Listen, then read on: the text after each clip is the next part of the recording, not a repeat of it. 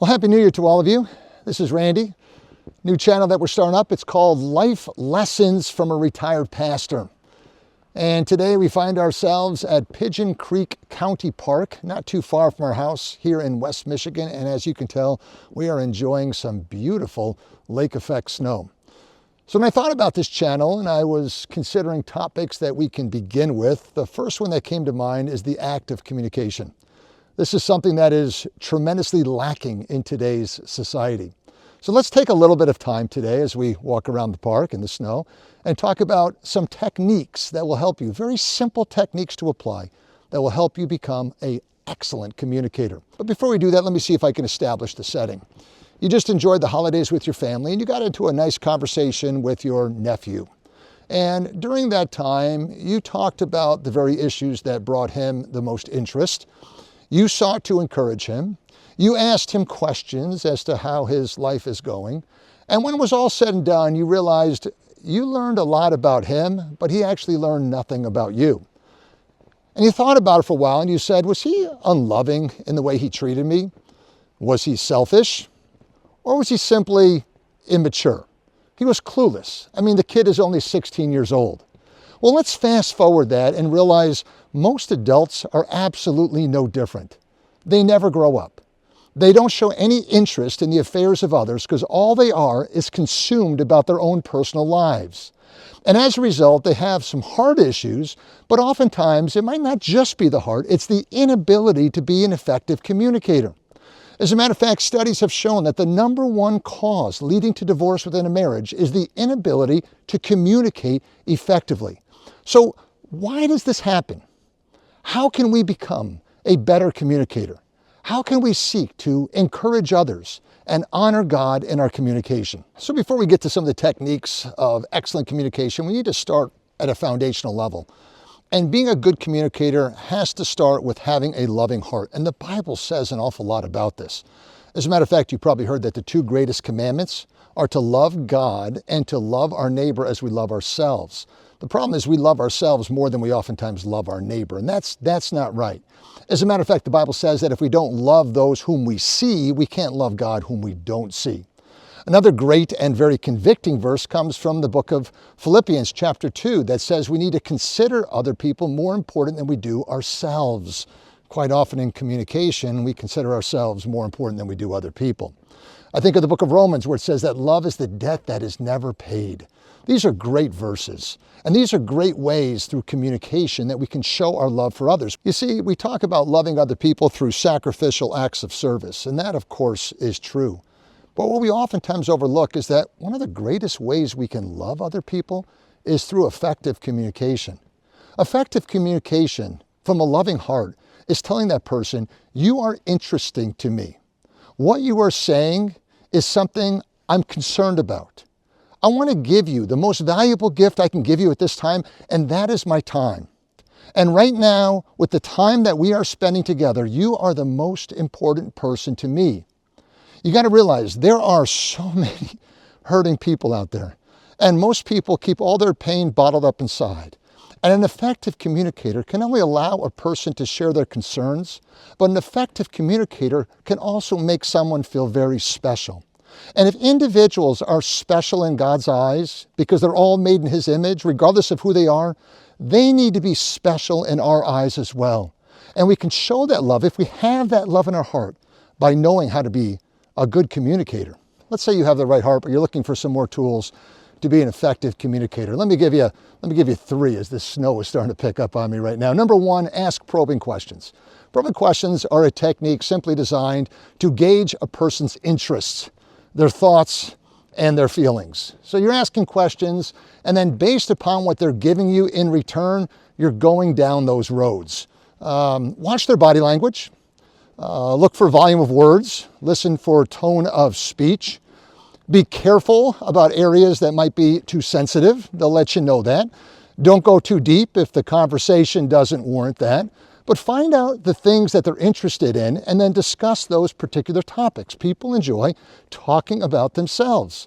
Ask the probing questions and see where that discussion goes. The best test of your ability to do this is to take a conversation from a very superficial level and to steer it in a way to make it more meaningful, to deepen that relationship, to bring some more lasting encouragement, to make it a more purposeful and deliberate discussion. And what you need to do is you need to ask probing questions in such a way where we have some actual meat and substance in that conversation. The theologian Al Mohler once said, "See to it that your words are arrows fired from a bow, aimed carefully to accomplish a strategic purpose," something along those lines. And that's what we want to do with the probing questions, to really build the relationship, to walk away with something that is more encouraging and edifying, that goes beyond simple small talk. Ted Tripp said, "The first art of communication is not learning how to express yourself, but rather it's learning how to draw the thoughts out of another person." That is so well said. And that's what I want to accomplish in my probing questions. I want to draw thoughts out of you in such a way that this conversation will have a meaningful impact and our time together will be profitable. Proverbs chapter 20, verse 5 basically says the same thing, that as a man draws water out of a well, a skilled communicator can draw the thoughts out of another's heart. Another tool you can use to be a brilliant communicator is to ask clarifying questions. Clarifying questions are just a means to show that I'm interested in the things that you're talking about and I care to receive more information. It's probably common that we've had conversations with people when subjects come up and they are topics that we don't particularly care much about, or potentially they are maybe not the most interesting person to talk to, and we bite our lips, we try to be good in the conversation, we look at the person, but maybe in the back of our mind, we're sort of just hoping that they get done talking and we can move on with our lives. I think we've all been there before. I'm sure we've done that to other people as well. Clarifying questions puts that to an end. It is asking questions that basically say, I want to hear more about what you're saying. I care about you. What you're saying brings interest to my life. It is taking me from being a passive listener and just going through the motions and being an active listener and really engaging more in your life. So for example, how did you feel when she said that to you? Or what made you get involved in the sport of gymnastics? Or you mentioned that you went to Hawaii and you enjoyed it. What made that trip so special for you? Or what exactly did you mean by that? So there are probing questions, there are clarifying questions, and then let me give you one more. There are summarizing statements. Summarizing statements give evidence that I was paying attention to the things that you were saying, that what you said registered with me, that I was focused on what you communicated, and that I remember what you talked about. It's almost as if someone got done talking and they say, I don't think you were paying attention. I want to give you a test. I want to see how much you really listen and how much you learn from this conversation. Now that's a silly illustration, but basically what I can do is I can say, I can pass that test.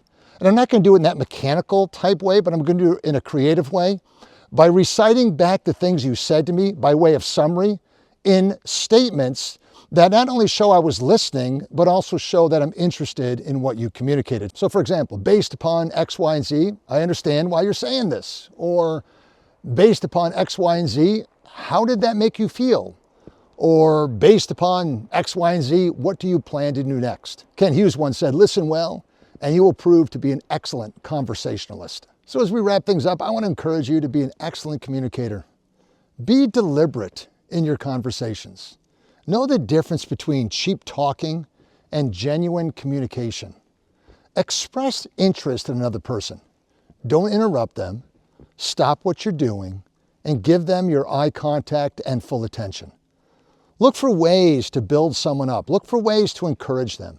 Look for ways that God can use you to be His voice to bless the life of another person. You know, the Bible has a lot to say about our words, how they can tear people down. But the Bible also says a lot about how we can build people up through our listening to them and also our words back to them in response to the things that they're saying to us.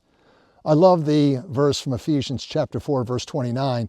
Let no unwholesome word, and again, there's so many categories of what would constitute an unwholesome word. Let no unwholesome word proceed from your mouth, but only such a word that is good for edification, building someone up. Now I love this, according to the need of the moment. Again, it shows everything we've been talking about today. It's deliberate, it's intentional. It's not just a blanket statement that I use to try to make someone feel better. It's not just a cheap talking point that comes out of everybody's mouth that is typical in a silly conversation, but rather it's something based upon the moment, based upon what you told me, based upon specific needs that you might have and interests that you relayed to me.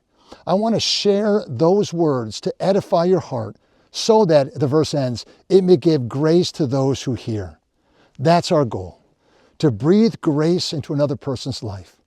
As I said, to value them, to make them feel special, to make them feel loved, to make them feel that when they talk to you, they're in a safe zone where they can fully express themselves and receive the encouragement that their heart so desperately craves. Increase their joy, my friend. Learn the tools, practice the tools to be an effective communicator. Thanks so much for joining me today. May God bless you.